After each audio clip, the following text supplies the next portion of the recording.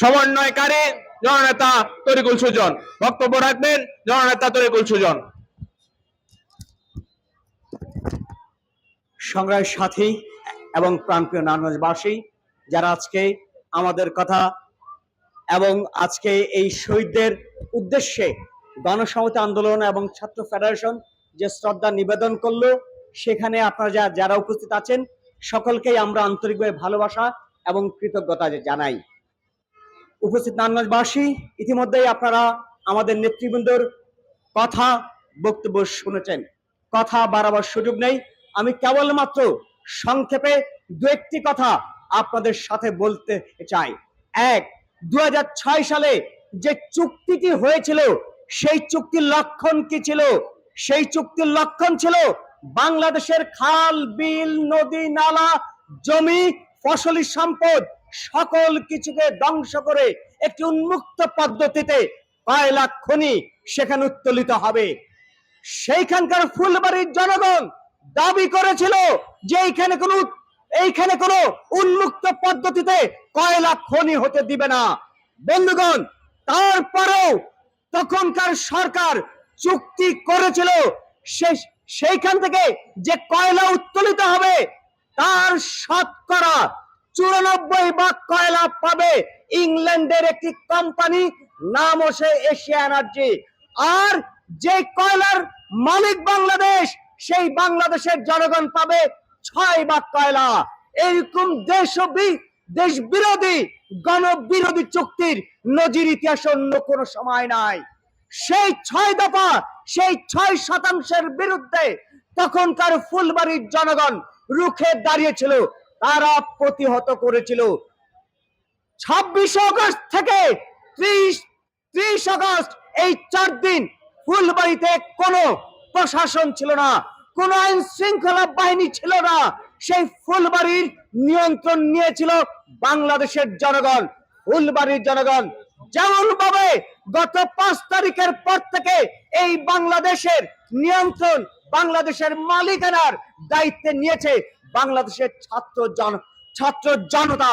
বন্ধুগণ, আমরা তখন বলেছিলাম কোনোভাবেই বাংলাদেশের জাতীয় সম্পদকে কোন বিদেশি কোম্পানির কাছে দেয়া যাবে না, কোনোভাবেই বাংলাদেশের জাতীয় সম্পদকে রপ্তানি করা যাবে না। বাংলাদেশের জাতীয় সম্পদকে বাংলাদেশের জনগণের কাজেই ব্যবহার করতে হবে।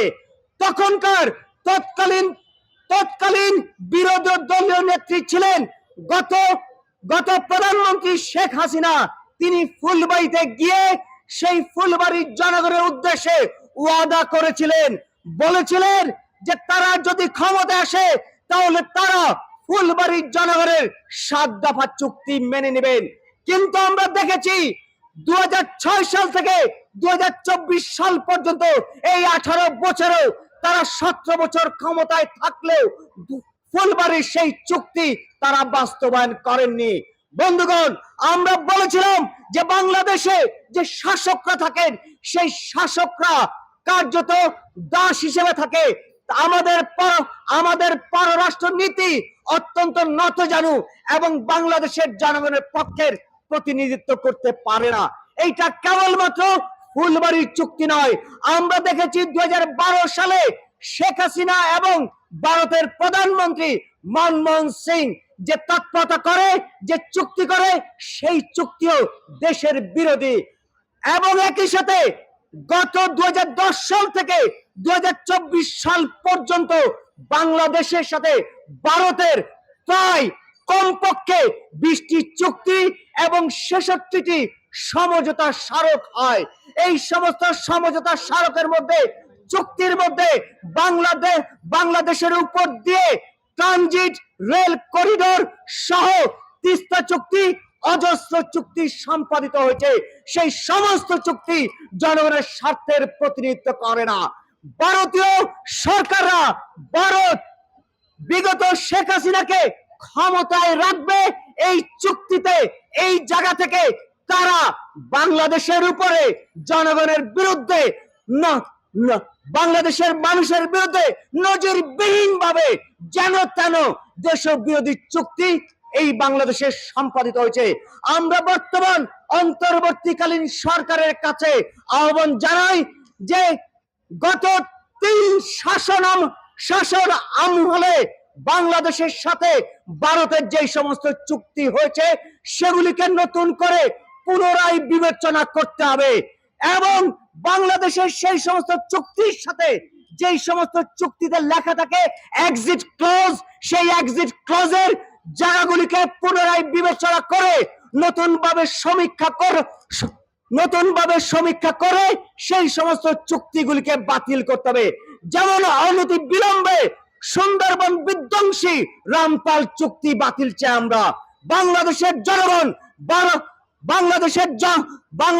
জনগণ ভারতের সাথে সুন্দরবনকে ধ্বংস করে নষ্ট করে যে চুক্তি তার বিরোধিতা আমরা করি এবং অন্তর্বর্তীকালীন সরকারকে আমরা আহ্বান জানাই ভারতের সাথে এ যাবৎকাল পর্যন্ত যতগুলি চুক্তি হয়েছে সমঝোতা স্মারক হয়েছে সেগুলিকে নতুন করে বিবেচনায় আনুন এবং দেশ বিরোধী জনগণের বিরোধী চুক্তিগুলিকে বাতিল করতে হবে। মনে রাখতে হবে গোলামি করবার জন্য 5 তারিখে ছাত্র জনতা জীবন দেয়নি। গোলামি করবার জন্য 1971 সালের বাংলাদেশের জনগণ জীবন দেননি। মাওলানা আব্দুল হামিদ খান ভাসানী বলেছিলেন আমরা টুঙ্গির জিঞ্জর ছিন্ন করেছি দিল্লির দাসত্ব করবার জন্য নয়। সুতরাং বাংলাদেশের জনগণের কথা স্পষ্ট, গোলামী চুক্তি দাসত্ব চুক্তি বাতিল করতে হবে এবং ফুলবাড়ির 3 শহীদ আমিন তরিকুল সালেকিনের রক্তের উপর দিয়ে যে 7 দফা দাবি আছে সেই দাবিগুলো পূর্ণ বাস্তবায়ন করতে হবে এবং নারায়ণগঞ্জবাসীকে আহ্বান জানাই বাংলাদেশের জাতীয় সম্পদ আমাদের সকলের, কারো ব্যক্তিগত মালিকানাধীন না। বাংলাদেশের জাতীয় সম্পদ কোন দলের সম্পদ নয়। সুতরাং এই সম্পদের বন্টন, এই সম্পদের উত্তোলন, সেইটার জন্য জনগণের শতভাগ মালিকানা নিশ্চিত করতে হবে। জনগণের সম্মতি ছাড়া কোন সম্পদ বিদেশে পাচার করা যাবে না।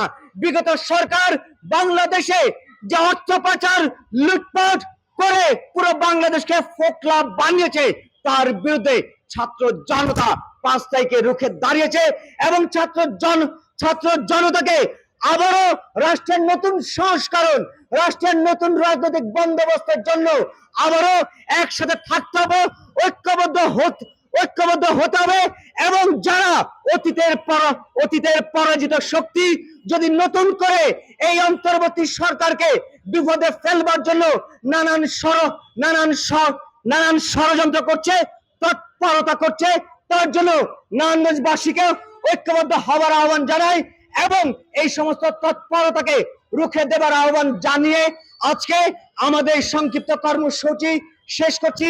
আপনাদের সকলকে আমাদের দল গণসংহতি আন্দোলন এবং ছাত্র ফেডারেশনের পক্ষ থেকে আমরা সালাম এবং ধন্যবাদ জানিয়ে আজকের এই কর্মসূচি এখানে শেষ করছি। সকলকে ধন্যবাদ।